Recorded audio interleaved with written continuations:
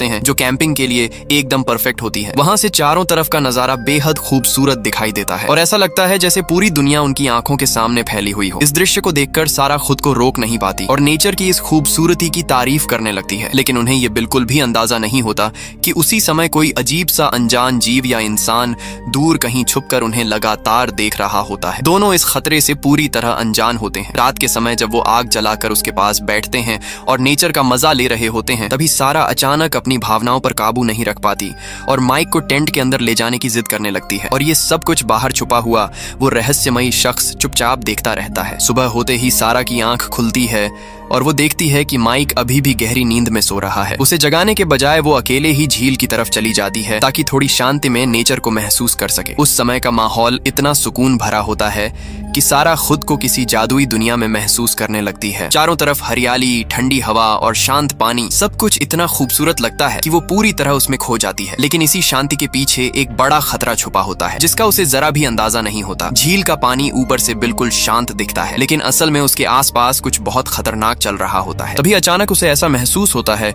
कि कोई उसे देख रहा है। जैसे ही वो पीछे मुड़कर देखती है, वहाँ कोई भी नजर नहीं आता। ये चीज थोड़ी अजीब जरूर लगती है, लेकिन वो इसे नजरअंदाज कर देती है। इसके बाद वो निश्चिंत होकर पानी में उतर जाती है और धीरे धीरे तैरते हुए किनारे की तरफ वापस आने लगती है। लेकिन जैसे ही वो किनारे पर पहुंचकर अपने कपड़े पहनने लगती है, तभी उसके पीछे वही रहस्यमयी परछाई एक बार फिर दिखाई देती है और इस बार खतरा पहले से कहीं ज्यादा करीब होता है। उधर माइक की नींद खुलती है और वो देखता है कि सारा उसके पास नहीं है। पहले तो उसे लगता है कि वो आसपास ही कहीं होगी, लेकिन जब वो उसे ढूंढने लगता है और कहीं नहीं पाता तो उसके मन में बेचैनी बढ़ने लगती है। तभी उसकी नजर झील के किनारे लटके एक गहने पर पड़ती है जो सारा का नेकलेस होता है। ये देखते ही माइक समझ जाता है कि कुछ बहुत गलत हो चुका है। उसी समय पास के जंगल से अचानक गोली चलने की आवाज आती है। ये आवाज सुनते ही माइक घबराकर बिना समय गंवाए उसी दिशा में भागता है। लेकिन अजीब बात ये होती है कि कुछ ही पलों में पूरा जंगल फिर से शांत हो जाता है, जैसे वहाँ कुछ हुआ ही ना हो। चारों तरफ सन्नाटा छा जाता है और माइक को कोई भी इंसान, घबराहट और जल्दबाजी में माइक अचानक गिर पड़ता है और उसे चोट लग जाती है। उसके हाथ से काफी खून बहने लगता है। वो तुरंत अपने पास का कपड़ा निकालकर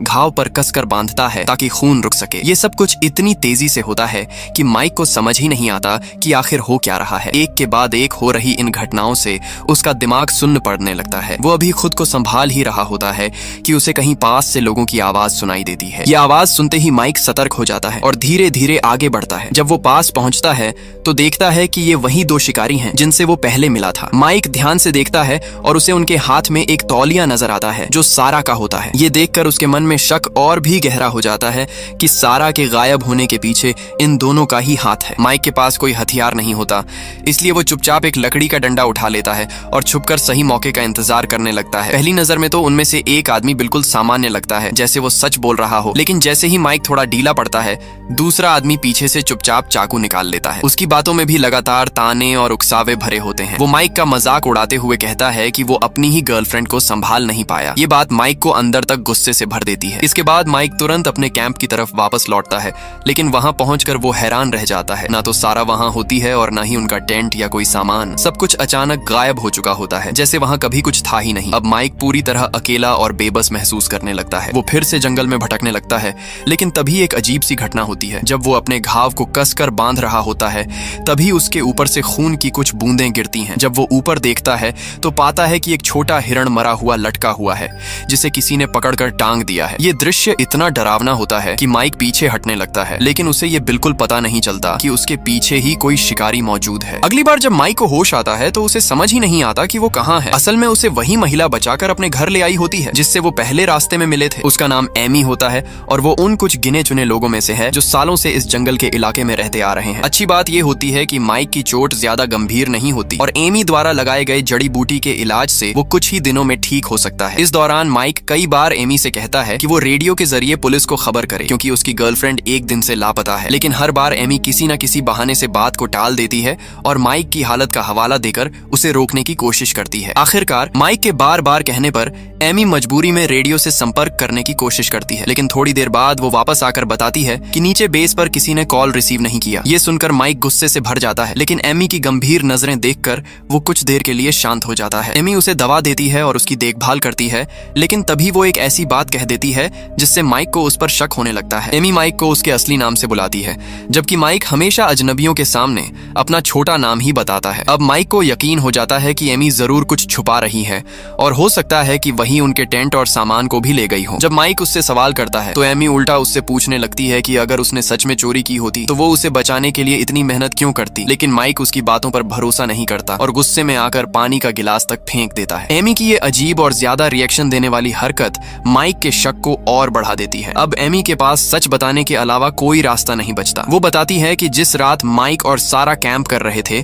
उसी रात टेंट के बाहर खड़ी होकर उन्हें देखने वाली वही थी। उसे सबसे ज्यादा नफरत उन कपल्स से है जो शादी से पहले ही रिश्ते में इस तरह आगे बढ़ जाते हैं। उसकी नजर में ये एक बहुत बड़ा पाप है। माइक भले ही घायल होता है, लेकिन फिर भी वो एक आदमी है और एक महिला के चंगुल से निकलना उसके लिए मुश्किल नहीं होता। वो मौका देखकर एमी को जोर से धक्का देता है, जिससे वो गिर जाती है। इसके बाद माइक तुरंत घर के अंदर जाता है और रेडियो से मदद मांगने की कोशिश करता है, लेकिन वहां पहुंचकर उसे पता चलता है कि वो रेडियो तो सिर्फ दिखावे के लिए रखा गया है, असल में वो काम ही नहीं करता। माइक अब पूरी तरह फंस चुका होता है और उसे कोई रास्ता नहीं सूझता। तभी अचानक उसकी नजर फर्श पर पड़े एक लकड़ी के हिस्से पर जाती, जैसे वो किसी नरक में आ गया हो। और तभी उसी अंधेरे कमरे के अंदर से आवाज आती है, जहां उसे अपनी गर्लफ्रेंड सारा बंधी हुई हालत में मिलती है। जैसे ही माइक उस अंधेरे तहखाने के अंदर सारा को बंधी हुई हालत में देखता है, उसका दिल जोर जोर से धड़कने लगता है। इतने समय से जिस डर और बेचैनी में वो जी रहा था, अब उसकी आंखों के सामने उसका जवाब खड़ा होता है। सारा की हालत बहुत खराब होती है। वो डरी हुई, कमजोर और पूरी तरह टूट चुकी नजर आती है। माइक तुरंत उसकी तरफ भागता है और दोनों एक दूसरे को देखकर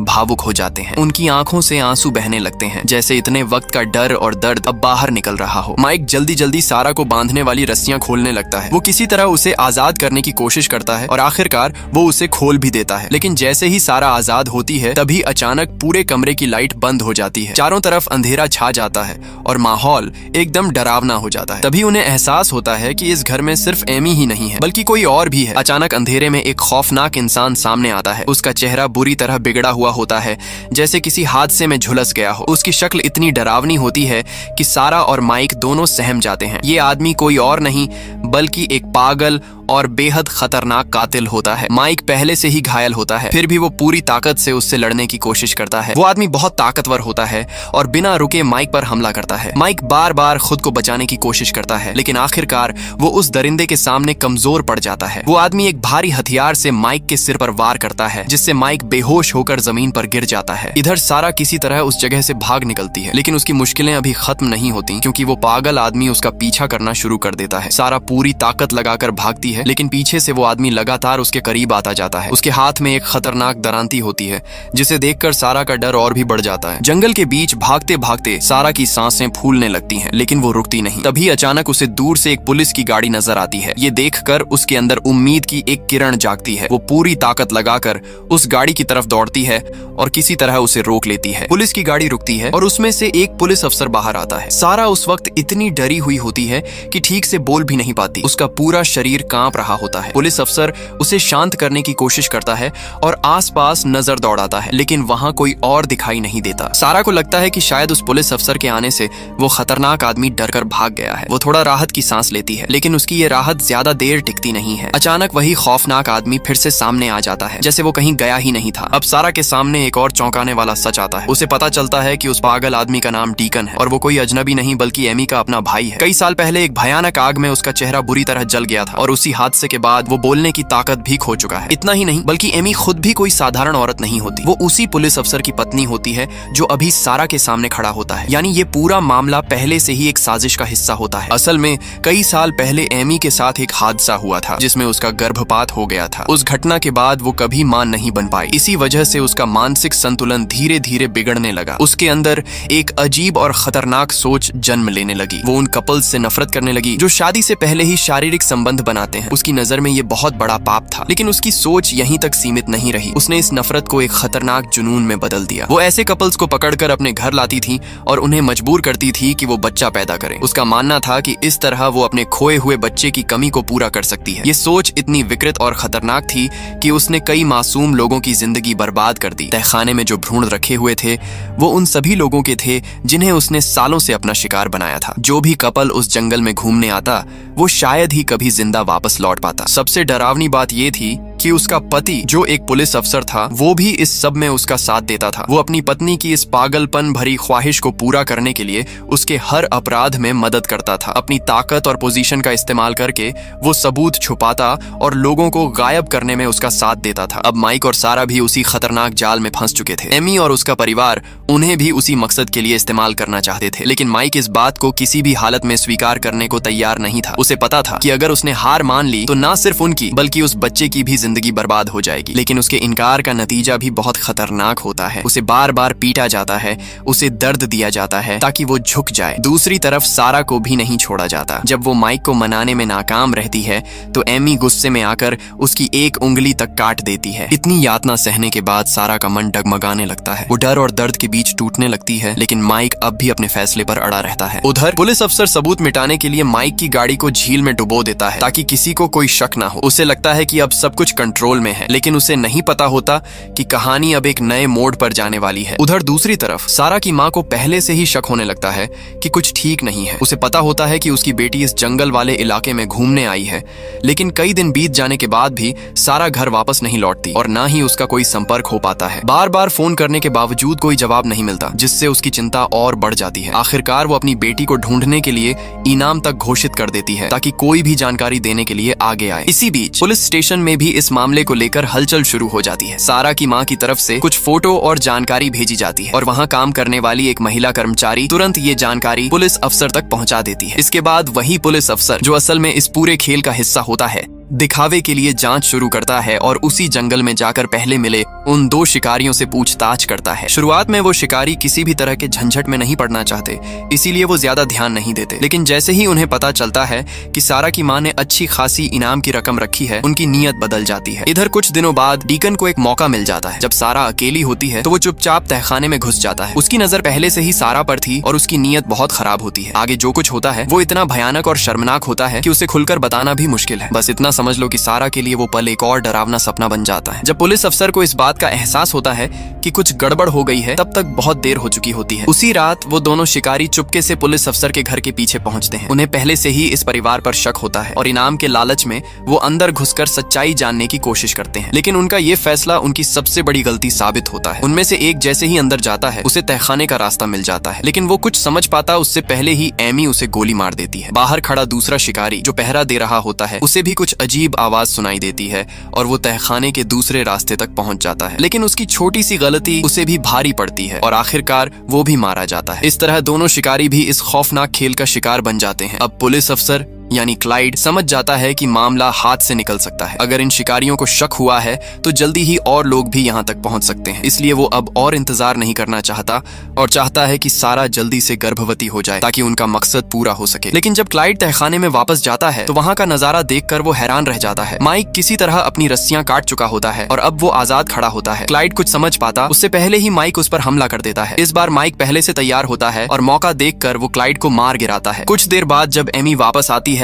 और अपने पति को खून में लथपथ पड़ा देखती है तो वो बुरी तरह टूट जाती है। वो जोर जोर से रोने लगती है और इस सदमे को सहन नहीं कर पाती। इसी मौके का फायदा उठाकर माइक उस पर हमला करने की कोशिश करता है, लेकिन एमी अचानक पति के पैर पर जोर से मारती है, जिससे वो फिर से गिर पड़ता है। इसके बाद एमी एक चाकू उठाकर माइक पर लगातार वार करने लगती है। हालात इतने खतरनाक हो जाते हैं कि लगता है अब माइक बच नहीं पाएगा, लेकिन तभी अचानक सारा वहां पहुंच जाती है और हालात बदलने लगते हैं। अब दोनों किसी तरह वहां से भागने की कोशिश करते हैं। उन्हें लगता है कि अब वो इस नरक से निकल सकते हैं, लेकिन माइक की हालत बहुत खराब होती है। उसके शरीर से काफी खून बह चुका होता है और वो ज्यादा देर तक चल भी नहीं सकता। ऐसे में उन्हें लगता है कि सबसे पहले उन्हें किसी तरह मदद के लिए कॉल करना होगा। लेकिन जैसे ही वो आगे बढ़ते हैं तभी अचानक डीकन उनके सामने आकर खड़ा हो जाता है और उनका रास्ता रोक लेता है। अब एक बार फिर उनकी जान खतरे में पड़ जाती है। सारा किसी तरह वहां से भाग निकलती है और भागते भागते उसे एक बोतल मिलती है जिसमें तेज शराब होती है। वो तुरंत उसे उठा लेती है और साथ में एक लाइटर भी ले लेती है। दूसरी तरफ डीकन उसे ढूंढता हुआ इधर उधर भटकता रहता है। आखिरकार सारा एक ऊंची जगह यानी छत पर पहुंच जाती है और वहां खड़ी होकर डीकन का सामना करने के लिए तैयार हो जाती है। अब सब कुछ अपने अंतिम मोड़ पर पहुंच चुका होता है। इन सब खतरनाक हालातों से गुजरने के बाद